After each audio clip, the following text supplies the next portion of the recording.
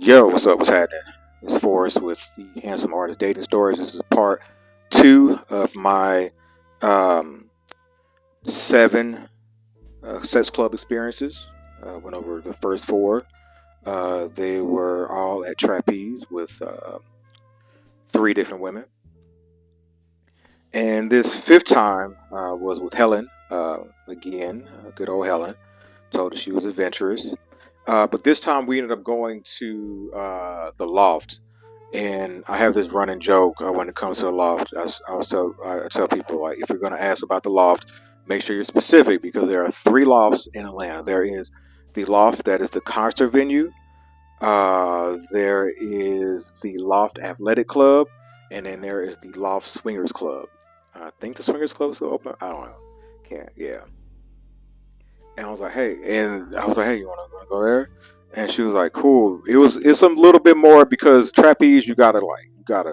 I mean, it's almost like a place you gotta wear business casual or club attire. You can't go in there in jeans and a t-shirt. But the loft was more relaxed. Like you wear jeans and you like t-shirt basically. And of course, the cover was lower. And so we walk around in there. It was cool. They had the little private rooms, private-ish, and we ended up going in and we fucked next to this other couple. So that was cool. I will say, yeah, when it came to Helen, there was some porn level sex that we used to have, and I am still agitated with myself that I deleted 99% of the recordings that we had. Yeah, because there was one time we fucked in the bathroom of Black Owl tattoos during a party, and I had it recorded it. And then the next day, I was drunk and threw up. And me and my Twitter addiction, I had my phone in my hand and dropped it in my sink, and then like a couple of beads of water seeped into the speaker and fucked it all up. So, damn it. All right, sex club experience number 6.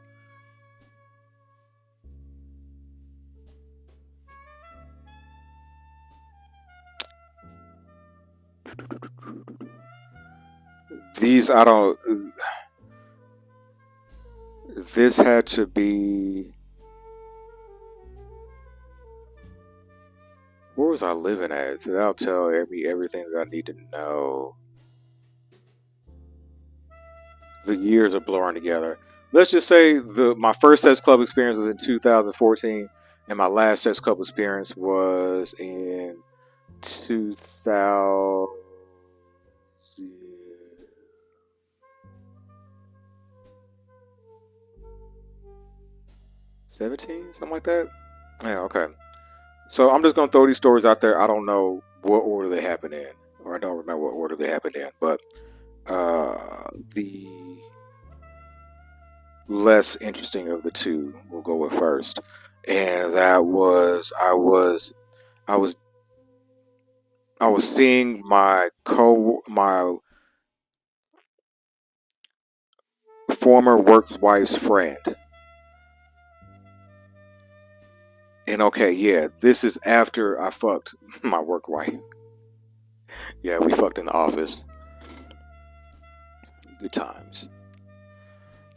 And she put me on. I met them. I met her friend. They were out in this one spot in Atlanta, and I, you know, hollered at a friend. And so we were talking. She wanted to be a Jehovah's Witness, so I was like, "You got that. You're on your own, homie." But she was still adventurous, and we ended up going to Trapeze. Do not recall if we had sex at Trapeze, but I the most interesting thing that I saw there was I saw this woman. She was riding a dick, and then she was sucking two other dicks. And I was like, "Oh shit, this woman is talented." Um, Let me see. The other memorable experience was the fact that I went to the bathroom, and then I came out and I couldn't like find old girl Kendall right away, and then I ended up seeing her talk to this dude, and I got jealous. Now, the current version of me right now, I would have been like, hey, yo, suck his dick in front of me. But that's not who I was at that time. I guess I had some feelings or some shit. But uh, yeah, there's that one. And then the final sex club experience was at Colette in New Orleans. And it involved spinning the block with Nikki. She hit me up. She was going to, she was getting her PhD at Tulane, and she ended up she had to go there for a weekend for a class. And she was like, hey, me and my best friend, we're going to be in New Orleans. New Orleans, do you want to come down for some debauchery? And I was like, hell yeah, sign me up. And at the time, I'm driving a 2014 Jeep Cherokee, and that thing is trash. Never again, I would never buy a Jeep product, ever. I don't give a fuck. Uh, and so as I'm driving down there, because I already had transmission issues with it before. Speaking of Martin Luther King Day 2015 or 16. Had to be 16, yeah. My Jeep just didn't start. Yeah, it was like $3,000 worth of stuff, uh, repairs I had to do, and they were trying to get me to pay all of it. Only because I was over the warranty by mileage, but not by years. The struggle. But yeah, so I'm driving to New Orleans, and like it just starts shaking and making this weird noise, and I'm like, fuck. And I'm all like, what do? Throw on the music, and I ate a couple edibles. So I was high the whole ride down there. So my mood is kind of fucked up a little bit because I'm like, damn, I'm gonna be able to make it back. But I was like, hey, I'm down here. I'm gonna have a good time. So we end up going to a couple bars, bar hopping, um, and then we went to Colette, which is a sex club down there. I think they have a location in Houston and in Dallas, if I can recall. Yeah, but we ended up going. The three of us, we just walked around. We didn't do anything. We just were sightseeing, and then we got back to the Airbnb. Um,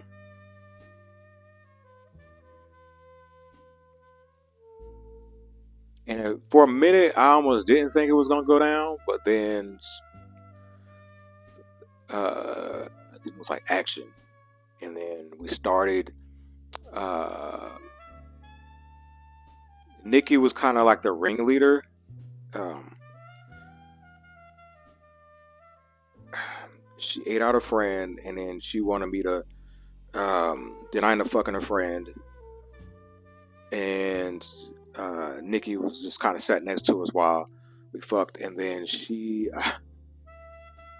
oh man, yeah, she had, man, it's terrible nigga sometimes, but it'd be like that. But she had breast cancer, and so she had a mastectomy, yeah, and then ended up getting new titties, and the new titties didn't come with nipples, and it threw me off, and I guess she could tell that I was thrown off, so um, she brought it up with me to me afterwards. But I still wanted to fuck her, but she just wanted me to watch me and the friend. And so we did, and then the next morning, I fucked the friend. I ended up texting Nikki. I was all like, hey, yo, is it cool if I fuck her again? And she was like, yeah. And I went over to the room, and I was like, hey, you want to go another round? And she was cool, so we fucked again. Yeah, so that was my 7 sex club experiences. I definitely want to go again. It's funny, I think 2022 going into 23, I was Ubering and I dropped this couple off at Trapeze. Um, I do want to go with the current woman that I'm dating, and it's easier for me to talk about this shit now when it's evening because I still in, little. little savage in the morning with my thoughts, but they're a little bit more conservative, a little bit more feelingsy. I am aware that I am monogamish. Shout out to Dan Savage. I can do a lot of monogamous things. I do enjoy a lot of things about monogamy. I just think that,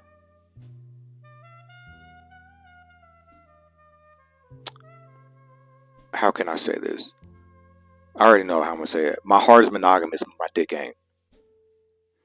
But at the same time, I'm not gonna cheat. I be wanting to cheat sometimes, but I'm not gonna cheat anymore. And so I haven't been able to really explore sex and sexuality with a partner. And so that is something that I would like to do. And I think that I would like to see how far my limits can be pushed. Because I'm, I'm also aware that I'm an emotional masochist and a sadist.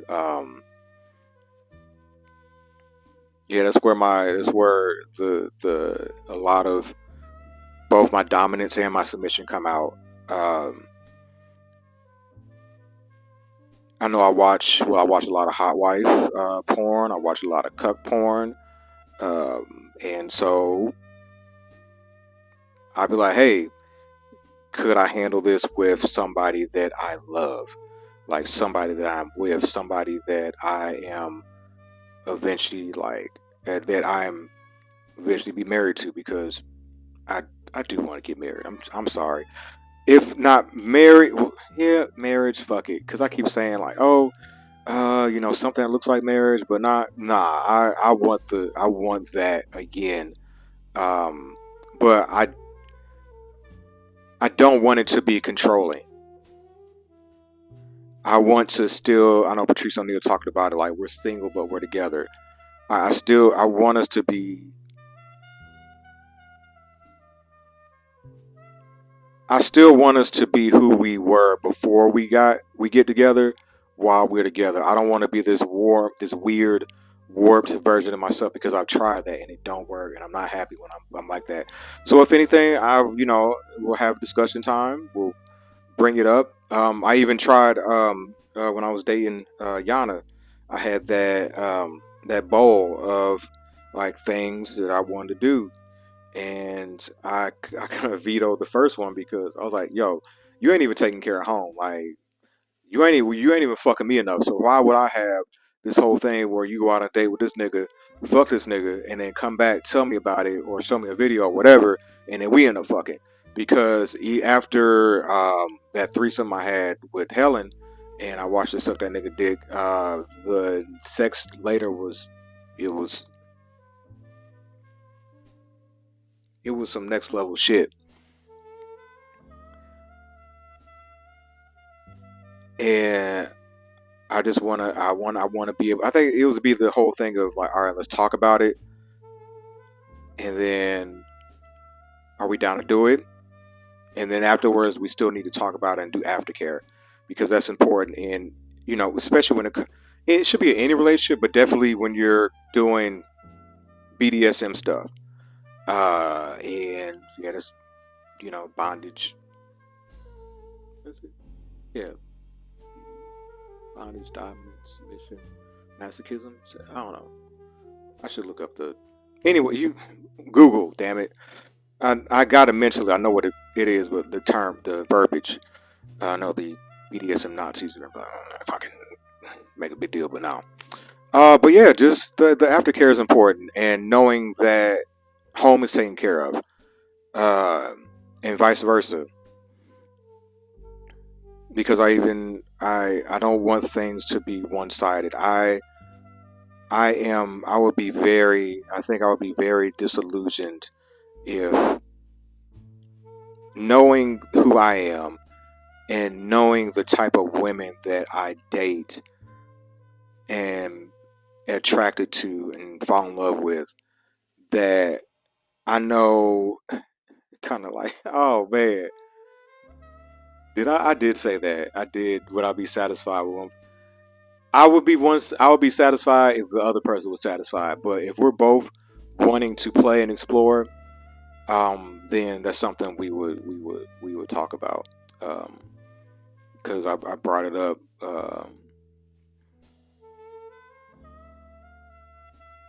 with my sneaky link. Are the kids saying sneaky link still? I look forward to when she is more than that. I love her. But I even brought up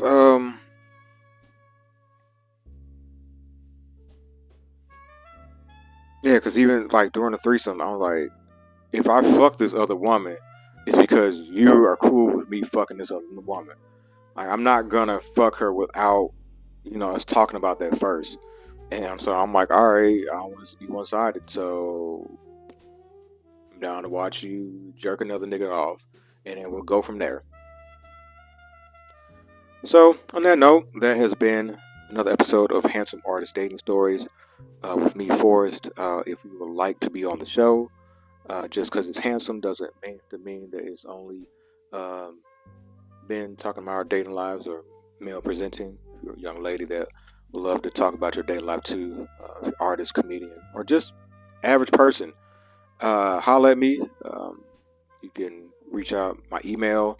Just go to the website. I'll put it in the show notes. It's so much easier to get to me like that. Is there anything else? Nope, that is it. Y'all be great. Tell the people bye. Bye.